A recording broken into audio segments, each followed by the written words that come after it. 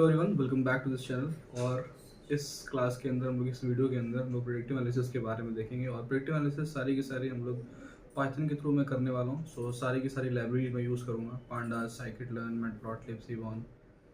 और predictive analysis as you know कि forecasting के अंदर फ्यूचर हिस्टोरिकल डेटा के ऊपर मैं फ्यूचर आउटकम कर सकता हूँ। अगर अपने मॉडल को मैं हिस्टोरिकल डेटा उसको दूँ तो वो फ्यूचर प्रेडिक्ट कर सकता है, आउटकम दे सकता है। तो this is about predictive analysis. और आप ये हर फील्ड में यूज़ करते हैं। आप लेट सपोज कि अगर हाउस प्रेडिक्शंस देखना है, हाउस प्राइस प्रेडिक्शंस देखना है, सेल्स फोरकास्टिंग देखनी है, वेदर फोरकास्ट देखना है, ये सारी चीज़ों में यूज़ होता है ये प्रेडिक्टिव एनालिसिस। और अलग अलग एल्गोरिदम्स, अलग अलग रिग्रेशंस के मॉडल्स यूज़ होते हैं। और इसके अंदर हम लोग बेसिक कोई रिग्रेशन मॉडल का यूज़ करके देखेंगे और डेटा पे डिपेंड करेगा कि हम लोग किस तरीके से यूज़ करेंगे। और स्टेप बाय स्टेप देखते हैं। और अगर आप बिगनर हैं और या थोड़ा बहुत अगर आपको एक्सपीरियंस है तो ये आपके लिए सारे के सारे एक्सपेक्ट आपको समझ में आएंगे कि किस किस तरीके से यूज़ हो रहा है। ओके, सो टाइम ना वेस्ट करते हुए स्टार्ट करते हैं। एंड मेरे पास ये डेटा सेट है जिसके अंदर, और मैंने ये हाउस प्राइस प्रेडिक्शन के लिए डेटा सेट दिया हुआ है जिसके अंदर स्क्वायर फुटेज है, नंबर ऑफ रूम्स है, लोकेशन, और इसके बेसिस पे मेरे पास ये कुछ प्राइस आ रही है। तो मैं इसको मैं रन करता हूँ और रन करने के बाद मैं सोचता हूँ कि मैं डेटा फ्रेम बनाऊंगा। तो उसके डेटा फ्रेम बनाने के लिए हम लोग क्या करेंगे, इंपोर्ट पांडास एज पीडी करेंगे। इंपोर्ट पांडास एज पीडी, क्योंकि पांडास के अंदर ही डेटा फ्रेम नाम का फंक्शन होता है जिसके थ्रू हम लोग बना सकते हैं। तो मैं पीडी डॉट डेटा फ्रेम करता हूँ एंड उसके बाद से इसके अंदर मैं डेटा इंसर्ट कर सकता हूँ और रन करूँगा। जैसे रन करूँगा तो ये डेटा फ्रेम के फॉर्म में कुछ दे देगा और इसको मैं एक वेरिएबल में स्टोर करवा देता हूँ, डीएफ वेरिएबल के अंदर। नाउ मैं इसके अंदर ये देख सकता हूँ, क्योंकि अगर आपको थोड़ी सी भी नॉलेज होती है तो मशीन लर्निंग के अंदर हम लोग अगर कोई मॉडल बनाते हैं तो मेरे पास उसके अंदर कोई सारे के सारे न्यूमेरिक कॉलम होने चाहिए ताकि वो उसके अंदर अच्छे से चीज़ों को रीड कर सके। तो मेरे पास एक जो है वो स्ट्रिंग टाइप डेटा टाइप है, डाउनटाउन और ये सब चीज़ें, लेकिन डाउनटाउन रिपीटेड है। तो मतलब इसका मतलब कि इसके अंदर मैं यूनिक वैल्यू चेक कर सकता हूँ कि वैल्यू, और मैं इसको ना न्यूमेरिक में बदलने की कोशिश करूँगा। मतलब उसका कैटेगरी दे दूंगा, 0-1 के नाम फॉर्म में दे दूंगा। पहले मैं यूनिक चेक कर लेता हूँ कि एक्चुअल में इसके अंदर किस कॉलम के अंदर कितने यूनिक वैल्यू हैं। तो मैं बोलता हूँ कि लोकेशन और डॉट यूनिक फंक्शन की मदद से मैं इसके अंदर ये चेक कर लूँगा। इसके अंदर भी 3 ही है तो बहुत आसान होगा मॉडल को भी समझने में और हमें भी समझने में। और मैं इसको क्या कहूँगा कि डाउनटाउन को मैं 0 कह सकता हूँ, सर्बन को मैं जो भी नाम यहाँ पर है इसको मैं 1 कहूँगा, और सिटी सेंटर को मैं 2 कह दूँगा। उसके बाद से मैं क्या कहता हूँ कि अगर मुझे चेंज करना है तो मुझे उसकी प्री प्रोसेसिंग करनी पड़ेगी। और ये डेटा का, जब भी आप किसी डेटा पे काम करते हैं तो आपको डेटा प्री प्रोसेसिंग करनी पड़ती है। अब इसके अंदर नल वैल्यू नहीं है बिकॉज मैंने ये नल वैल्यू वाला डेटा सेट मेरे पास नहीं है, क्योंकि डेटा मैंने खुद से क्रिएट किया है तो मैंने नल वैल्यू नहीं रखी है। अगर नल वैल्यू भी होती या कुछ मिसिंग वैल्यू होती तो मैं उसको किस तरीके से टैकल करता, वो एक अलग सिनेरियो है। उसके लिए मैंने अलग क्लासेस या वीडियो बना रखी है। You can also check in the comment box नहीं, डिस्क्रिप्शन में आप देख सकते हैं। ओके, तो सबसे पहले हम लोग क्या करते हैं कि मुझे डाउनटाउन को 0-1 कहना है। आप इसको डायरेक्ट रिप्लेस फंक्शन से कर सकते हो, ये पांडास के रिप्लेस फंक्शन में अवेलेबल होता है, but I will not do that. और मैं यूज़ करूँगा level encoding function method use करूँगा। और वो कहाँ से मैं इंपोर्ट करूँगा, मैं बोलूँगा कि फ्रॉम एसकेलन इसी लाइब्रेरी के अंदर प्री प्रोसेसिंग नाम की सब मॉडल में लेकर आऊँगा उसे, प्री प्रोसेसिंग, और मैं इंपोर्ट वहाँ से करूँगा लेबल इनकोडर। और रन करने के बाद मैं क्या करूँगा, इसका एक ऑब्जेक्ट बना लूँगा, एली नाम से मैं ऑब्जेक्ट बना लेता हूँ, और लेबल इनकोडर यूज़ करूँगा। और इसको मैं यूज़ करूँगा, अब किस तरीके से इसको यूज़ करना है वो भी आपको पता होना चाहिए। पहले मैं इसी कॉलम के अंदर वैल्यू लेबल इनकोडिंग लगाने वाला हूँ, तो मैं इस कॉलम को यहाँ पे पेस्ट कर दूंगा। एंड उसके बाद से एली डॉट, इसका एक मेथड होता है, फंक्शन मैं बोल सकता हूँ, फिट ट्रांसफॉर्म होता है, फिट ट्रांसफॉर्म। और कौन सी वैल्यू को मुझे फिट ट्रांसफॉर्म करना है, डीएफ की लोकेशन को फिट ट्रांसफॉर्म करना है, सेम कॉलम को। और मैं इसको रन करूँगा। रन करने के बाद मैं डीएफ को खोल कर देखूंगा तो मेरे पास डेटा कुछ इस तरीके से चेंज हो। ओके, तो इसका मतलब शुरुआत में जो क्या था, शुरुआत में इसका डाउनटाउन था, डाउनटाउन को इसने 1 बोल दिया है, और बाकी 2 और 0, 1 to 0 तीन ही वेरिएबल थे, तो 1 to 0 इसकी चीज़ें। और जब भी कोई मॉडल हम लोग मशीन लर्निंग में लगाते हैं, और और तो उसके लिए पहले बार डेटा का बिहेवियर हमें देखना पड़ता है। तो डेटा के बिहेवियर को देखने के लिए हम लोग डेटा विजुअलाइजेशन करते हैं। दैट्स वाई हम लोग matplotlib, seaborn library, plotly library पढ़ते हैं। तो मैं एक सिंपल कोई भी लाइब्रेरी, एक सबसे आसान और सबसे इजी वाली लाइब्रेरी है मैटप्लॉटलिब, या मैं सीबॉर्न ले लेता हूँ। मैं सीबॉर्न के थ्रू आपको मैं करने की कोशिश करूँगा, दोनों ही कर लेता हूँ, ठीक है। तो import matplotlib dot pyplot as PLT and उसके बाद से इम्पोर्ट सीबॉर्न एज SMS, और इसको मैं रन करता हूँ। रन करने के बाद मुझे स्कैटर प्लॉट बनाना है। मुझे एक्चुअल में देखना है कि इन लोग में, इन सारे के सारे वेरिएबल में रिलेशन किस तरीके का है, whether I can use regression model or we have to use decision tree regression also, क्योंकि regression में तो करना ही, क्योंकि सारे के सारे प्राइस का है तो regression model लगेगा ही as you know। तो मुझे ये चेक करना है कि एक्चुअल में इसका पैटर्न क्या है। तो पैटर्न के हिसाब से मैं लगाऊंगा। अगर कर्व भी होगा बहुत तो मैं पॉलिनॉमियल रिग्रेशन लगा सकता हूँ, लीनियर सिंपल लाइन में होगा तो मैं लीनियर रिग्रेशन यूज कर सकता हूँ। देखते हैं। तो उसके लिए सबसे पहले बात क्या करते हैं कि SNS के अंदर से स्कैटर प्लॉट को बुलाऊंगा। स्कैटर प्लॉट में चेक करूंगा कि इन वेरिएबल्स के बीच में क्या है। एक्चुअल में मैं क्या देखना चाहता हूँ, मैं ये देखना चाहता हूँ कि और x और y एक्सेस के अंदर क्या किस तरीके से वैल्यू मूव कर रही है, वो भी देख लेते हैं। मैं क्या करता हूँ कि df और df के बाद ये कॉलम का नाम देता हूँ। मेरे पास कॉलम का नाम क्या है, स्क्वायर फुटेज है, और square footage Ctrl+C Ctrl+V and comma y, फिर से मैं बोलूँगा कि df, और या आप ऐसे कर लो, या उसके अलावा भी आपको करना है प्राइस में। इन दोनों के बीच में वही वेरिएबल देखना चाहता हूँ, मतलब रिलेशन देखना चाहता हूँ। Ctrl+C एंड प्राइस जैसे देखूंगा। रन करने के बाद यहाँ पर जैसे देखता हूँ तो देखता हूँ कि कुछ कुछ ऐसे ऐसे लीनियर मॉडल बन रहा है, लाइन बन रही है, मतलब I can use linear regression here, ठीक है। और बाकी अदर का भी देख लेते हैं। अदर का देखने के लिए मैं इसका ह्यू पैरामीटर यूज करूंगा, कि मतलब वहीं पे दिख जाएगा कि अलग अलग पॉइंट्स दिखाई पड़ेंगे, तो मैं समझ जाऊंगा कि वो भी लीनियर में ही होंगे। क्योंकि मेन जो हमारे पास इसके अंदर स्क्वायर फुटेज एंड प्राइस जो है सबसे ज़्यादा कोरिलेशन वाला, आप कोरिलेशन भी देख सकते हो। अगर आपको लगता है कि आपको वो सब चीज़ें भी जाननी है, स्टैटिस्टिकल पार्ट भी जानना है, then you can also comment on this video. तो मैं वो चीज़ भी करूँगा। अभी मेरे पास प्रेडिक्टिव एनालिसिस के मैं ऊपर प्रॉपर सेपरेट बना रहा हूँ, तो मैं अपने टॉपिक से नहीं भटकना चाहता, बिकॉज वीडियो काफ़ी लंबी हो जाएगी। और मैं क्या करता हूँ कि ह्यू पैरामीटर का यूज़ करूँगा। ह्यू पैरामीटर में डालने की कोशिश करता हूँ किसको, नंबर ऑफ रूम्स को मैं डालने की कोशिश करूँगा कि ये भी आई थिंक, क्योंकि लीनियर ही है तो लीनियर बनेगा। और कॉमा उसके लिए मुझे data is equal to df भी देना पड़ेगा, क्योंकि ह्यू पैरामीटर में कहाँ से उठा रहा हूँ। तो मैं देखूंगा कि हाँ ये भी लीनियर ही है। देखो बिल्कुल आप ऐसे देखते हो कि एक लाइन यहाँ पे खींच सकते हो, ठीक है, मतलब लीनियर रिग्रेशन मैं यहाँ पे यूज़ कर सकता हूँ। ओके, फॉर दिस अब इतना तो मुझे पता चल गया कि पैटर्न मैंने देख लिया कि आपस में पॉइंट्स के बीच में किस तरीके का पैटर्न बन रहा है। Now I can use hair relation model. तो उसके लिए मैं क्या करता हूँ, सबसे पहली बात, जब भी मशीन लर्निंग के अंदर मुझे मॉडल ट्रेन करना होता है तो मुझे अपने डेटा सेट को दो भागों में बांटना होता है, दो पार्ट्स में डिवाइड करना होता है। एक ट्रेनिंग पार्ट होता है एंड एक टेस्टिंग पार्ट होता है। तो उसके लिए मैं क्या करूँगा कि फ्रॉम sklearn, इसी लाइब्रेरी से डॉट मॉडल सिलेक्शन, और मैं इंपोर्ट करना चाहूँगा किस चीज़ को, ट्रेन टेस्ट स्प्लिट को, ट्रेन टेस्ट और स्प्लिट को।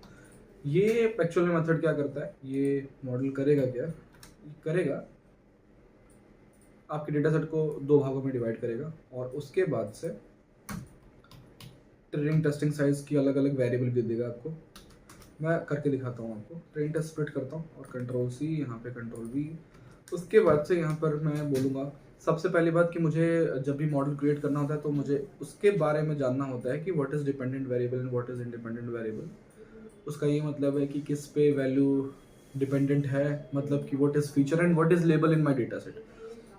तो फीचर एंड लेबल तो हमको पता ही है कि जो प्राइस है, price will be the my label. Label का मतलब वही आंसर, वही प्रेडिक्शन करनी है, और किसके थ्रू करनी है, वो इन कॉलम्स के थ्रू करनी है। और जो भी हम लोग फीचर्स बनाते हैं उसको 2D एरे के अंदर बनाते हैं, एज यू नो। अगर आपको थोड़ा बहुत भी आइडिया हो तो 2D के एरे बनाते हैं। अगर नहीं पता है तो आप बोल सकते हो, तो मैं इसके ऊपर एक सेपरेट वीडियो बना दूंगा। और मैं यहाँ पर बोलता हूँ Ctrl+V, लैग फुटेज, कॉमा एक और नंबर ऑफ रूम्स एंड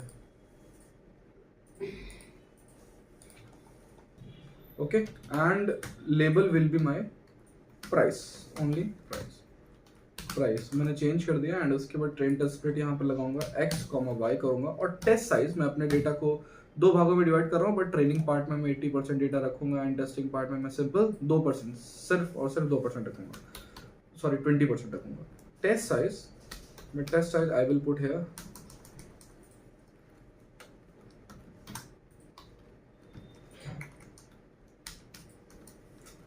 0.2 और ये इसने कर तो दिया, बट मुझे ये सारी की सारी चीज़ें वेरिएबल में चाहिए थी और मैं इसके लिए वेरिएबल के लिए शिफ्ट टैब दबाऊंगा और इसी के अंदर से मैं चीज़ें जो ये वैल्यू देता है x train, x test, y test देता है और मैं उसको सिंपल मैं यहाँ पर लिखने वाला हूँ ताकि इसके अंदर स्टोर हो जाए। तो मेरे पास एक्स ट्रेन हो गया और एक्स टेस्ट हो गया, वाई ट्रेन हो गया और वाई टेस्ट हो गया।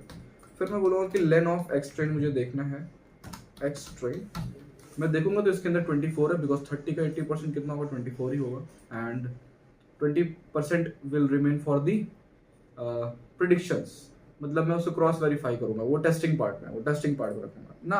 अब मुझे लीनियर रिग्रेशन को इंपोर्ट करना है तो उसके लिए मैं बोलूंगा कि from sklearn dot linear model import linear regression. Okay, ये मैंने कर दिया। आज इसके अंदर रन करूंगा। लीनियर रिग्रेशन का भी मुझे एक ऑब्जेक्ट क्रिएट करना पड़ेगा, कंट्रोल सी करूंगा, कंट्रोल भी करना पड़ेगा एंड उसके बाद से मैं LR यूज करूंगा, LR, और मतलब एक ऑब्जेक्ट बना रहा हूं तो उसको एक वेरिएबल के अंदर स्टोर कराना चाहता हूँ, सिंपल। और उसके बाद से मैं बोलूंगा कि अब इसके अंदर मुझे फिट करना है, LR डॉट फिट करूंगा। फिट करने के बाद मैं इसके अंदर दो वैल्यूज पड़ती हैं, वो एक एक्स ट्रेन पड़ेगी और एक वाई ट्रेन पड़ेगी, बिकॉज इस डेटा सेट से मैं अपने मॉडल को ट्रेन करना चाहता हूँ। X train comma y train, और मैं यहाँ पर सिंपल वाई ट्रेन लिखने वाला हूँ और ये मेरा ये फिट हो गया। फिट होने, अभी मेरा आंसर कुछ गलत दे रहा है, कह रहा है कि रीशेप 2D एरे, कुछ तो गड़बड़ है। Okay, x train and y train में कुछ गड़बड़ होगी। अच्छा ओके, ये एक वेरिएबल है, मैंने इसको स्ट्रिंग में दे दिया था, दैट्स व्हाई वो गलत बोल रहा था। अब सही है। अब जैसे रन करूंगा तो मेरे पास यहाँ पे मॉडल फिट हो चुका है, मतलब कि इस डेटा सेट ने इस एल्गोरिथम ने मेरे पूरे डेटा सेट को पढ़ लिया है और अपने हिसाब से इसको ट्रांसफॉर्म कर लिया, अपने हिसाब से इसने मॉडल क्रिएट कर दिया है और ये प्रिडिक्शन करने के लिए तैयार हो चुका है। तो सबसे पहली बात मैं प्रिडिक्शन करने की सोचता हूँ और मैं बोलता हूँ कि सबसे पहली बात कि मुझे वाई टेस्ट की वैल्यू भी एग्जैक्ट पता है और वाई टेस्ट ये है और मैं एक्स टेस्ट अपने मॉडल के थ्रू प्रिडिक्ट करूंगा। ये एक्चुअल में वाई टेस्ट है, ये एक्चुअल में वाई टेस्ट है, मतलब जिसको वाई ट्रू कहते हैं। मैं बोलूँगा कि एक वेरिएबल बनाता हूँ वाई प्रेड नाम से एक वेरिएबल बनाता हूँ और उसके अंदर मैं स्टोर करवाऊंगा, उसके अंदर मैं अपने मॉडल से प्रेडिक्शन करवाऊंगा, LR डॉट प्रेडिक्ट करूंगा। प्रेडिक्ट करने के लिए मैं क्या कहूँगा कि सिर्फ मुझे एक्स टेस्ट चाहिए, ठीक है, एक्स टेस्ट चाहिए, ये है टेस्ट, और मैं रन करूंगा तो वाई प्रेडिक्शन मेरा दे रहा होगा, कुछ ना कुछ वैल्यू दे रहा होगा। वाई प्रेडिक्शन की जो कुछ वैल्यू होगी मैं उसको स्टोर प्रिंट करवाने की कोशिश करता हूँ और वाई प्रेडिक्शन की वैल्यू मेरे पास 4,82,921 कुछ करके आ रहा है और इसका 4,80,000 आ रहा था और इसका 4,31,000 आ रहा है, इसका 4,30,000 आ रहा है, मतलब आसपास कुछ वैल्यू आ रही है। थोड़ी बहुत एरर है, मार्जिनल एरर है, बट है, बिकॉज क्योंकि डेटा सेट पॉइंट मेरा थोड़ा दूर था। अगर मैं यहाँ पे लाइन भी खींचूंगा ना तो कुछ डेटा सेट थोड़ा दूर भी होंगे। मॉडल आपका 100% एक्यूरेट नहीं होता, अगर 100% एक्यूरेट हो गया तो अंडर ओवरफिटिंग की कंडीशन आ जाती है, ठीक है। ओके, अभी मैंने यहाँ पर कर दिया और मुझे एक्चुअल में क्रॉस वेरीफाई भी आप कर सकते हो विद द हेल्प ऑफ, अगर लीनियर रिग्रेशन तो with the help of y = mx + c के थ्रू क्रॉस वेरिफिकेशन कर सकते हो कि आंसर इसका सही आ रहा है या नहीं आ रहा है। उसके लिए अब कोएफिशिएंट इंटरसेप्शन निकालना पड़ता है, इसी के अंदर वीडियो काफी हो जाएगी। तो प्रेडिक्शन एनालिसिस है, आप इसके अंदर कोई दूसरी वैल्यू बढ़ाना चाहते हो तो वो दूसरी वैल्यू बढ़ा सकते हो। जैसे आपको बताता हूँ, जैसे इसके अंदर 2200 है और यहाँ पे लिखा हुआ है 1500, 2200-1500 लगभग 3000 की रेंज में है। लेट्स सपोज कि मेरे पास कोई 5000 का घर होता है, 5000 स्क्वायर फीट का घर होता है और इसमें जिसमें 6-7 रूम होते हैं, कुछ ऐसा सीन होता है, 3 रूम होते हैं, कुछ ऐसा सीन होता है, तो उसकी मुझे चेक करना होता, तो वो कैसे मैं करता, तो LR डॉट प्रेडिक्ट में यहाँ पर फिर दोबारा से यूज करता और मैं बोलता कि इसके अंदर ना मैं 2D एरे के अंदर मैं डालने वाला हूँ 5000 स्क्वायर फीट का घर है मेरे पास एंड 5 रूम एंड लोकेशन मैं 2 डाल देता हूँ, जो भी उसके अंदर से इनकोडिंग करके आया हूँ, और मैं रन करने की कोशिश करूँगा। तो यहाँ पर 8,55,55,000 रुपये कुछ इसका प्राइस प्रेडिक्शन करके दे रहे हैं। तो इस तरीके से प्रेडिक्शन होती है, इस तरीके से प्रेडिक्टिव एनालिसिस होती है लीनियर रिग्रेशन के अंदर। ओके, मॉडल इवैल्यूएशन की बातें आती है, थोड़ा सा मैं मॉडल इवैल्यूएशन भी कवर कर दूं। अगर मैं पूरा कवर तो नहीं करूंगा बिकॉज वो टॉपिक नहीं है, बट मैं बता देता हूँ कि किस तरीके से मॉडल इवेल्यूएट करा जाता है। अगर लीनियर रिग्रेशन के मॉडल होते हैं, रिग्रेशन के मॉडल होते हैं, तो हम लोग basically RMSE root mean square error के थ्रू हम लोग इवेल्यूएट करते हैं। अगर RMSE की वैल्यू जितना कम हो सकती है, कम होगी, तो मेरा मॉडल एक्यूरेट होगा बिकॉज उसके अंदर एरर कम होता है, बिकॉज स्क्वायर एरर के नाम भी है। तो उसके लिए हम लोग क्या करते हैं, from sklearn dot matrices,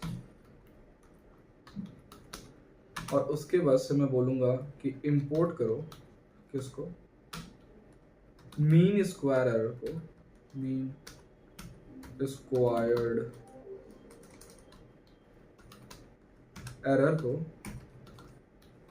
comma, और मैं R2 स्क्वायर भी, मतलब R स्क्वायर जो वेरिएंस देखता है, बीच में गैप देखता है। अगर आपको ये टॉपिक नहीं आता then you can also comment on the video, मैं बनाऊंगा जरूर इसके ऊपर। R2 स्कोर मैं रन करता हूँ, जैसे बोलूँगा अच्छा मैट्रिसेस की स्पेलिंग गलत है, आई थिंक METRIS होगा, और मैं रन करता हूँ तो मेरा रन हो चुका है, मीन स्क्वायर एरर भी हो गया और R2 स्क्वायर भी मेरा आ चुका है। ना अब क्या करते हैं, मीन स्क्वायर एरर के अंदर किस तरीके से इवैल्यूएशन होता है वो भी मैं आपको बता देता हूँ। Ctrl+C करता हूँ, इसके अंदर 2 पैरामीटर पड़ते हैं, आपको मैं यहाँ पर दिखाता हूँ। शिफ्ट है y true and y predict। y true जो मेरे पास है वो y टेस्ट है बॉस, y टेस्ट है, एंड y prediction मेरे पास y pred है। वेरिएबल मैंने बना रखा है, प्रेडिक्शन की वैल्यू डालूंगा, मैं जैसे डालूंगा और मैं इसके अंदर देखूंगा कि एक्चुअल में कितना एरर आ रहा है, और मैं देखूंगा कि y test okay, y test is not defined क्योंकि y मेरा स्मॉल में, y टेस्ट मैं बोलूंगा कि 73 समथिंग आ रहा है। तो आपस में एरर थोड़ा सा कम होगा, स्क्वायर्ड एरर दिखा रहा है, और इसका मुझे रूट मीन स्क्वायर करना पड़ेगा। उसके लिए मैं क्या करूंगा कि किस लाइब्रेरी का इस्तेमाल करूंगा, numpy का इस्तेमाल करूंगा, import numpy एज np करूंगा, ठीक है। np करता हूँ, np करने के बाद मैं इसको np.squirt, क्योंकि डायरेक्टली कोई अवेलेबल नहीं है स्क्वायर रूट निकालने के लिए, दैट्स वाई मैं ये यूज़ कर रहा हूँ। और मैं जैसे करूँगा तो मेरे पास 8575 की आ रही है, मतलब ठीक है, मतलब कि आपस में उसके बीच में हमारे ट्रू वैल्यू और प्रेडिक्शंस के बीच में वैल्यू में जो डिफरेंस आ रहा है वो 8000 का समथिंग का आ रहा है। तो मैं कह सकता हूँ कि थोड़ा बहुत ठीक है, बट अगर वैल्यूज बहुत छोटी होती, लेट सपोज की वैल्यू 2000-3000 होती, क्योंकि ये लाख में वैल्यू है तो इसमें कोई मुझे दिक्कत नहीं हो रही है, बट वैल्यू छोटी होती, 4000 या 5000 वैल्यू होती, तो वहां पर मैं बोलता कि ये डिफरेंस बहुत ज्यादा है। तो कुछ इस तरीके से आप एवोल्यूशन अपनी सोच समझ के अनुसार आप कर सकते हो कि हाँ लाख में वैल्यू है, 10 लाख में वैल्यू है, तो यहाँ पर 8000 बहुत छोटी है अमाउंट है, 8000 छोटा एरर है, तो कह सकते हो कि हाँ ठीक है। अगर अदरवाइज आपको ये इवोल्यूशन ज़्यादा लगता है तो आप दूसरे मॉडल पे ट्राई कर सकते हो, और इस तरीके से आपका प्रेडिक्टिव एनालिसिस कंप्लीट होती है लीनियर रिग्रेशन के अंदर। और अगर आपको दूसरे अदर मॉडल्स के बारे में जानना, अदर एल्गोरिथम्स के बारे में जानना, then you can also comment on the video. और ये प्रेडिक्टिव एनालिसिस हर एक फील्ड में यूज़ होती है, जैसे कि फाइनेंशियल सेक्टर, जैसे मैंने शुरुआत में वीडियो में बताया। एंड अगर आपको लगता है कि ये पूरा प्रोसेस आपको समझ में आया और हेल्पफुल रहा video, then you can like the video and subscribe the channel. और फ्यूचर वीडियो में आप क्या वीडियो जानना चाहते हो, या कुछ इस वीडियो में कुछ डाउट हो तो you can comment on the video. Thank you.